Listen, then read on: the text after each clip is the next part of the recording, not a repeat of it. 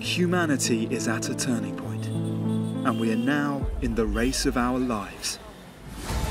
A race for the environment, a race for equality, a race powered by electric.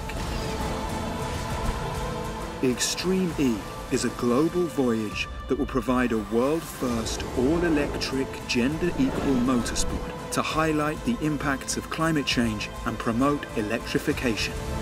The drivers have already taken to the wheel in the deserts of Saudi Arabia, and it's now time to see who will take the crown in the kingdom.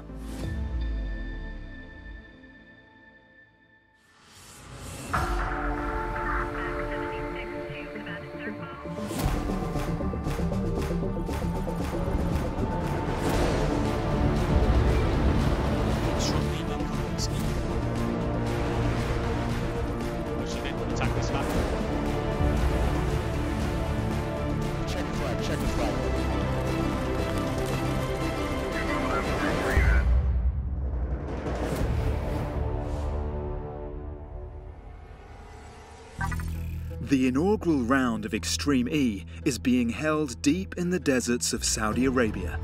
An unforgiving but beautiful landscape, the natural oasis and wadis around the northern region of Medina have attracted civilizations for thousands of years, with ancient kingdoms leaving their mark in the sands.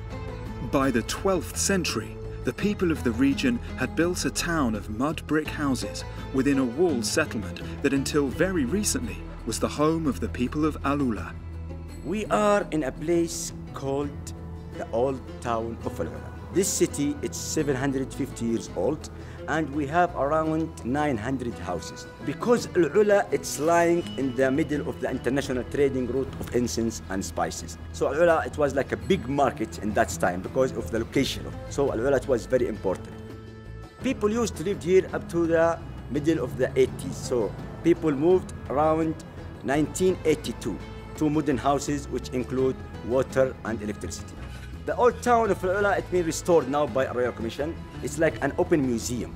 Everywhere you go, you can see old ancient sites. So this is Al-Ula.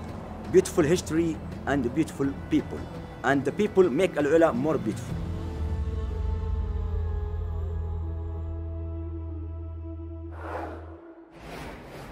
Day one of the Desert X Prix in the stunning deserts near Al-Ula saw an action-packed qualifying to decide who would do battle in the semi-finals the very next day. As Veloce racing driver Stefan Sarazan was on his and the team's opening lap, he hit an unsighted tree root at the bottom of the massive drop section of the track. The huge crash damaged the roll cage of their Odyssey 21, meaning, unfortunately for them, they wouldn't be able to race on day two. Segi TV Chip Ganassi Racing were unable to set a qualifying time due to a technical issue, meaning they couldn't show their fellow competitors what they were made of. Despite looking strong during the first half of the lap, the smallest of mistakes for Abt Cupra driver Claudia Hertgen was all it took to send their car rolling during qualifying.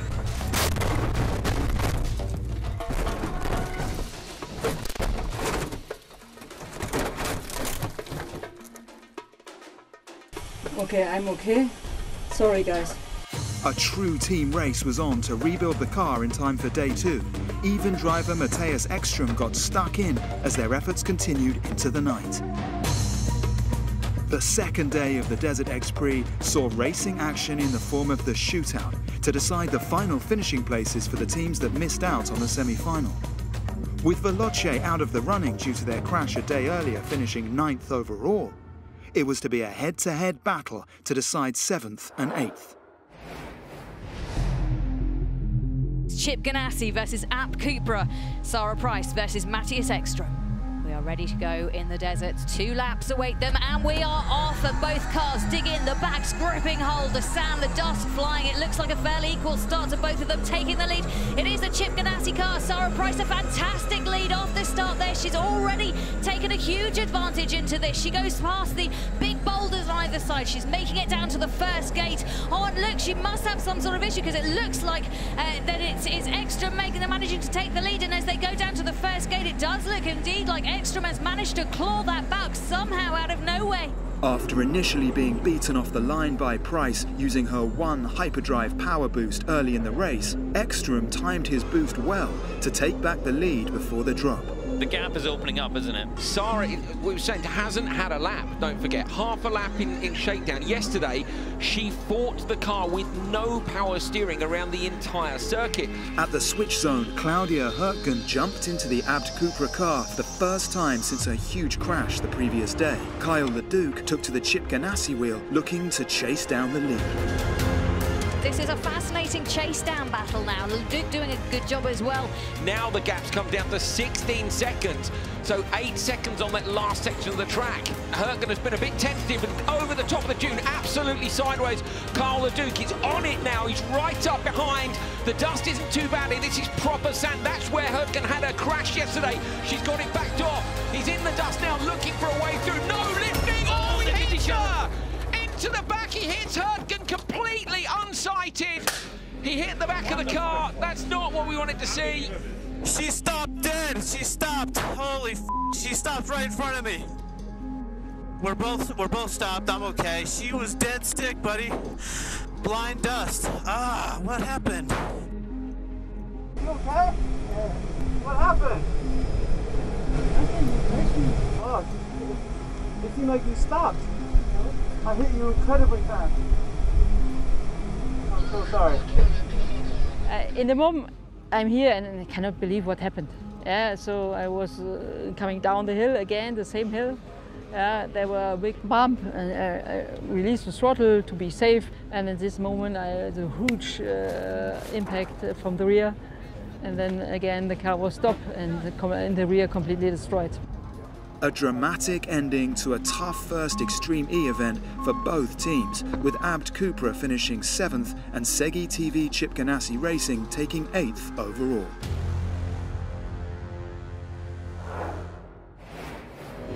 Although a country with no permanent rivers, Saudi Arabia's deserts have numerous oases that provide vital resources to the local communities. Known in Arabic as a wadi, these environments create fertile soils for livestock and agriculture. Arriving here is like, wow, I've arrived in this beautiful green place. It's the contrast of the landscape of Al Ula as you enter the oasis. Pilgrims and travellers and people over thousands of years have happened upon this place. The reason for those civilizations being here was because of the wadi and the water that was contained underground. Under the desert there's large supplies of water. How much water you take out should be ruled by how much water is coming into the aquifer. And so if you take out more water for planting more crops or using more for your community, if the well levels are going down, it's not being replenished, which is the case here in Al Ula. We need to look at how do we reduce the amount of water that we're using so that the level of the wells can come back up again. And so we really have to look at how do we use water more efficiently. And Al Ula is a perfect example of that, in that we can demonstrate that here in an oasis, in a traditional oasis, we can recapture that sustainability through water use efficiency. Traditionally, flood irrigation or surface irrigation uses a very large amount of water, whereas if we move over to drip systems and micro-irrigation systems, we're able to reduce the water to as much as 50% and still get the same harvest or even more harvest. And so it is about combining the best of traditional techniques with modern technology at the same time. And so managing the oasis so that we're able to get more for less, so to speak, that's the way forward for us.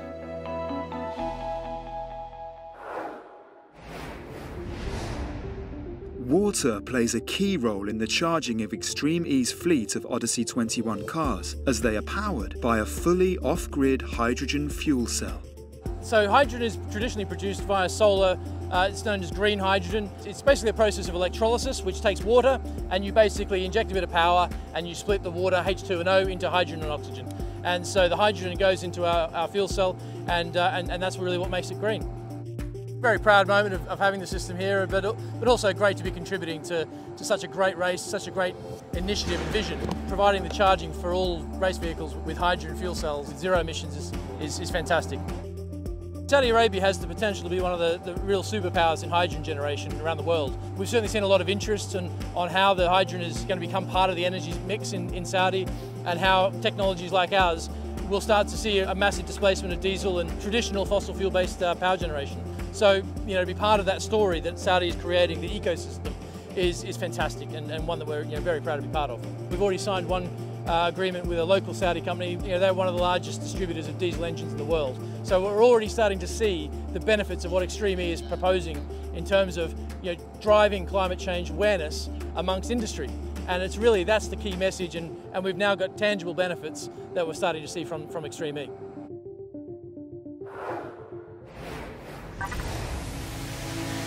In the vast and beautiful deserts near Al Ula, the stage was set, the cars were fully charged, and the drivers and teams were ready to electrify the motorsport world as they went 3 abreast for the first time. The top 3 qualifiers from day 1 went through to the semi-final race, where 2 positions in the final were up for grabs. Rosberg X Racing lined up alongside Acciona Sainz and X44. After a super tight wheel-to-wheel start, RXR's Johan Kristoffersson executed a perfect cutback to take the lead and leave Sainz and X44 in the dust, setting up his teammate Molly Taylor to take over and bring the car home. X44 would join them in the final after crossing the line in 2nd place. The crazy race was next to decide who would claim the last remaining spot. Andretti United's Timmy Hansen managed to get more grip and a better jump off the start than his rivals. He extended the lead throughout the lap, handing over to Katie Munnings, who stayed laser focused, completing her lap perfectly and kept them in the fight for the Desert X Prix crown. Before the final could start, the grid needed to be set. Grid play sees fans vote for their favourite drivers to give them first pick of starting position in the final. But there's a twist. The other teams can give their votes to one of the finalists, influencing the race. Guys, we want the audience to help us. Anyone scream for X44? Yeah. Middle, RXR. Yeah. Number 1. Last one, Andretti. Yeah. This one. Okay. These are really big names and they're all badasses, but they're the underdogs and we can relate, so.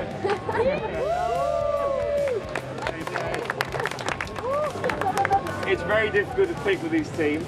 These 2 I've raced with for many, many years in F1, and they've kicked my asses at times, so we're going to go.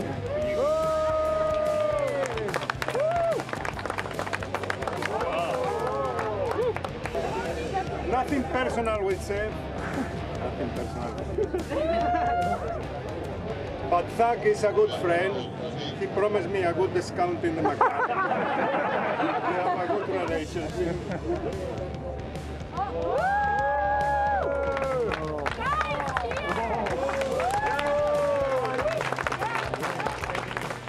All the extra votes for Andretti United meant they got first pick, and they went for position 1, where they'd had huge success off the start in the crazy race. RXR chose the middle slot, with X44 ending up in the 3rd position. And with the starting lineup complete, it was time to crown a champion. This is your lineup for the final. Timmy Hansen and Katie Munnings for Andretti United. In the middle, Johan Kristoffersson and Molly Taylor for RXR Rosberg Extreme Racing. On the right-hand side, Sebastian Loeb and Cristina Gutierrez for X44. The teams are in the command centre. Nerves are rising. Get their eyes completely focused on the lights. Look either side of the grid for the green and then watch to see who gets the best getaway. Here we go. Green light on the outside. Lots and lots of wheel spin for X44. Timmy Hansen with an amazing start on the inside again. He's absolutely blown them away. Has he, though, used hyperdrive off the line? Kristoffersson moving out wide, trying to move the X44 car into the dust of Hansen. He runs out wide as well, so X44 moving across the outside line. Sebastian Loeb going to try and make the cut back across. Johan Kristoffersson made that work in his semi-final. Timmy Hansen, though, miles out in front of the run. There is turn 1. They're gaining on him now. I wonder if they've waited to use their hyperdrive just a little bit later. Kristoffersson goes out wide. Now he's going to make the cut back and try and carry the speed through the corner. Hansen leads Kristoffersson right in behind him into the bumpy section. Let's take a look and see who's in front. It's Johan. Johan has managed to get in front again as he kicks the car up really high. He managed to get that move done again, Karun, in turn one. I think Loeb's got some sort of an issue there. He was really struggling up at turn 2. We'll see as the lap unfolds. No power steering, no power steering. Up at the front though, Kristoffersen has pulled a massive gap. Look, he's got that whole jump ahead. Such high speeds now for Kristoffersen in the Rosberg team. He's up to 135 kilometers an hour. Nico Rosberg will be jumping up and down like a cocker spaniel in excitement. Molly Taylor running around the other side of the car. Kristoffersen's done a great job. He's out, job done for the weekend. There's a sense of relief when you get out because you know you've done your bit as a driver and you hand over to your teammates. The pressure was now on Molly Taylor to bring the car home, but her focus was clear. She wasn't going to make a mistake in her charge for the glory. This is going to be the one. This is going to be Molly Taylor winning the first ever Extreme E X-Prix. She crosses the line. She has done a fabulous job, and no wonder she is smiling because her and Kristoffersen have brought that car home for their boss, for the manager, for Nico Rosberg, the Formula 1 world champion.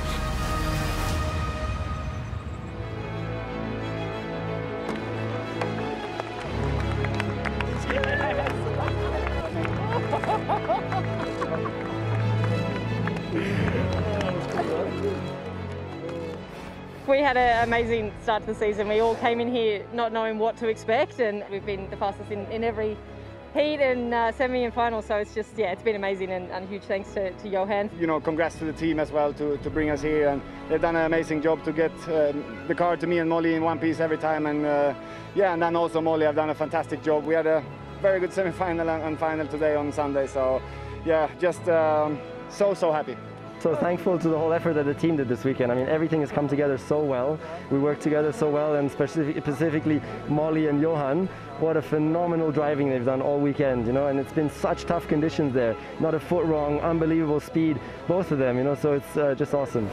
We'll now present the first place trophies to Rosberg X Racing.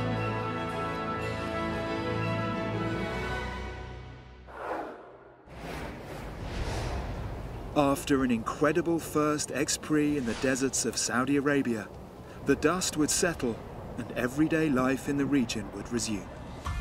For such a hot and dry country with very limited fresh water, industries such as agriculture face a huge problem. To help solve this, scientists at the King Abdullah University for Science and Technology are working on ways to mitigate the lack of such a vital resource. 85% of all fresh water is used in the production of agriculture. Now, even in the Middle East, which imports a huge percentage of its food, there's a very significant amount of water that's used in agricultural production. And what we've developed is a framework that maps individual fields across the country using machine learning, cloud computing, that can go down to the scale of an individual field and tell how much water is being used. But now we're actually looking at some of the other metrics that systems like satellites and UAVs can provide. We have to be able to precisely supply the nutrients, the water, the fertilizers into those plant systems to optimize the production. And that's really at the heart of precision agriculture. Projections looking forward in time indicate that with 9 billion people potentially inhabiting the Earth by 2050, we're going to have to increase our food production. So that's why there's a lot of research being done on resiliency in crop production systems, but also in agricultural crops themselves, where we use our technologies with UAVs and on-ground sensors to help identify those types of crops that are better suited to either harsher environments or harsher conditions.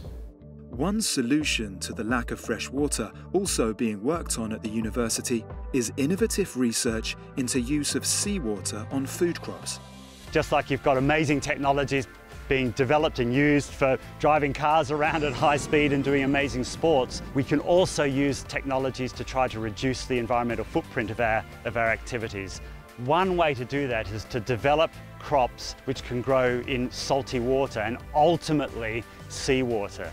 the more we're able to grow plants that can tolerate that high level of salt, the sodium and chloride that's in that seawater, the better. And what we're trying to do is genetically improve this using breeding and genomics and some of our high technologies to make the seeds bigger, make the yields larger, so these plants can be grown economically viably in fields so farmers can grow them, irrigate them with seawater and harvest the grain. One of the interesting things we're able to do is have the plant made up of two halves. What we're doing is seeing if we can develop rootstocks, the bottom half of the tomato, which is specialised in being able to grow well in saline soils and help the top half of the plant produce its fruits despite the soil and the water being saline. So you can see this here, where we've got a very salt-tolerant bottom half of the plant and then a very tasty, if you like, top half of the plant. We've got massive challenges with the agricultural system. It's not sustainable, it has to change. But I'm optimistic that it can change because we've got fabulous technologies at our disposal, which are going to allow us to improve the plants and improve the way we grow the plants to reduce the environmental footprint of our food. We all want to eat well, we all have a right to eat well, but we really do also need to reduce the impact of our eating. And I think we can do this thanks to intelligent use, deployments of technologies.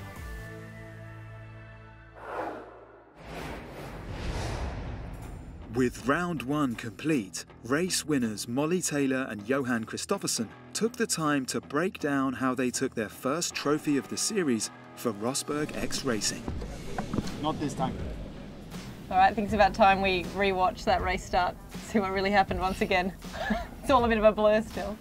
Waiting before the start, you have different scenarios what's going to happen, but I learned from Rallycross that there's no advantage of having a lot of different plans because there's never the plan that you plan that's going to happen in the end anyway. So I think the biggest thing was when to use the hyperdrive, trying to look at the others a little bit like when are they using theirs and trying to adjust to that. To me, he gets an amazing start. The distance he has here at this point, you think it's game over? Yeah, but the thing here was like Timmy used his hyperdrive straight away from the start and he had a very, very good grid slot, so he had good traction off the line. So here was just all about trying to stay cool and not use mine because, of course, I got tempted to use it early. This is the last shot we see, and so for sure at this point we think that Timmy's got it. He's in the front, but you're so far out there, you're not even in the shot. And then and here he realized, and he just arrives like this black car out in the distance. Just when I flew there through the air, I actually thought that I lost it as well. Right, well, we couldn't really see what happened. We just saw you appear in front. So we've got you on board here, and we're going to take a look at what actually happened. So yeah, here I'm just basically trying to stay wide. Timmy's doing the same thing. He took the line that I took in the semi-final, tried to straighten out the chicane, but I just did an extra bit of it, and yeah, I was blind for a couple of... it's nothing. Yeah, I don't know. So there, I spot the apex. I said, okay, so here I'm starting to already... Just go straight. Yeah. Just angle it up towards the apex. Because you go like within a millimetre of the apex, even though like you don't see the 20 metres going into it. True. Yeah, it's like perfect. It's like the only apex we get all weekend. Yeah. So yeah, coming towards the switch zone, first of all I was trying to keep my mind straight and not going straight over the finish line, because normally you go to the finish after when you're done with your driving. And then obviously I was super cautious about keeping the pit speed, because we had an issue with that in Q2. The pit speed limiter didn't really work. Then finally get out of the car and trying to sort you out with all the seat belts and stuff. So I tried to calm you down as well, like nice and easy, no stress. Give me a pep talk, and the first one was great. I was like, oh, it's fine, it's smooth, there's no problem. And this that was Q1. You're like, nice and easy, but it's a bit dodgy out there. The only thing I actually missed was that I missed to wipe the windscreen for you. Thanks. Because the wiper didn't really work perfectly. I took off so look there. I had to drive like this, and then I was like this, because I couldn't see anything. Because it was in the middle, so you had that small one under, and I had the other one over, so I was trying to... It was the most nervous lap for sure all weekend. When you're just trying to focus on go for pace, and you're so focused on one corner after the other and you're in the moment, you're trying to slow, you're trying to watch for a bump, and then you see more bumps because you're driving slower, and then you're trying to tick everything off, make sure you don't make a silly mistake and cost the team. So I was so happy to get that lap over. Nice job, guys.